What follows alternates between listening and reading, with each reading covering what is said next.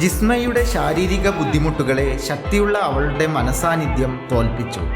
ജന്മന ഒരു കൈയില്ലാത്ത ജിസ്മ പ്രത്യേക വിഭാഗത്തിനായുള്ള ഫുട്ബോൾ മത്സരങ്ങളിലായിരുന്നു പങ്കെടുത്തിരുന്നത്. എന്നാൽ ഇപ്പോൾ പൊതുവിഭാഗത്തിലുള്ള ടീമിനായി അവൾ ബൂട്ടണിഞ്ഞിരിക്കുകയാണ്. പാലക്കാട് അലനല്ലൂരിൽ വെച്ച് നടന്ന സുബ്രതോ മുഖർജി ഫുട്ബോൾ ടൂർണമെൻറ്റിൽ അണ്ടർ 17 വിഭാഗത്തിൽ ജിസ്മ മരിയ മാത്യു മികച്ച പ്രകടനമാണ് കാഴ്ചവെച്ചത്.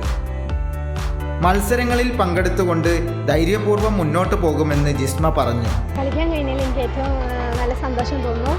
ഇതേപോലെ ഇനിയും ഒരുപാട് നന്നായി കളിക്കണം. അതൊക്കെയാണ് എൻ്റെ ഡ്രീം. നല്ല സപ്പോർട്ടായിരുന്നു. എനിക്ക് സാറാണ് എന്നെ ഇതിലേക്ക് ഏറ്റവും നന്നായിട്ട് ഇങ്ങോട്ട് ഇറക്കാൻ വേണ്ടി എല്ലാ കാര്യങ്ങളും എനിക്ക് പറഞ്ഞു തരികയും അതേപോലെ ചെയ്യണം. ഇത് കുറവുള്ളവരൊന്നും ഒഴിഞ്ഞു മാറണ്ടേ. എല്ലാവരും ഈ ലോകത്ത് ഒരേപോലെയുണ്ട്. ജിസ്മയുടെ കായിക ശേഷിയെയും നിശ്ചയദാർഢ്യത്തെയും പ്രശംസിച്ചുകൊണ്ട് മന്ത്രി MP രാജേഷും രംഗത്ത് വന്നിരുന്നു. തച്ചമ്പാറ ദേശബന്ധു സ്കൂളും അവളെ കൈപിടിച്ച് മത്സരത്തിലേക്ക് ഇറക്കിയ കായിക അധ്യാപകൻ അർജുനും ഏറെ പ്രശംസയാണ് പിടിച്ചുപറ്റിയത്.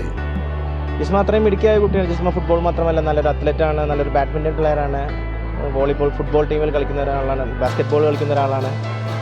ജിസ്മയെ ആഡ് ചെയ്യുന്നതിലൂടെ നമ്മൾ കൊടുക്കുന്നൊരു സന്ദേശം എന്തെന്ന് വെച്ചാൽ ഇവരെല്ലാവരും മാറ്റി നിർത്തപ്പെടേണ്ടവരല്ല, മറിച്ച് ചേർത്ത് നിർത്തപ്പെടേണ്ടവരാണ് എന്നൊരു സന്ദേശമാണ് ഇൻക്ലൂസീവ് ഫിസിക്കൽ എഡ്യൂക്കേഷൻ എന്ന ഈ ആശയത്തിലൂടെ സാധ്യമാവുന്നത്. കല്ലടിക്കോട് പനയമ്പാടം സ്വദേശികളായ സക്കറിയ ലിമ ദമ്പതികളുടെ മകളാണ് ജിസ്മ. കൈരളി ന്യൂസ്, പാലക്കാട്.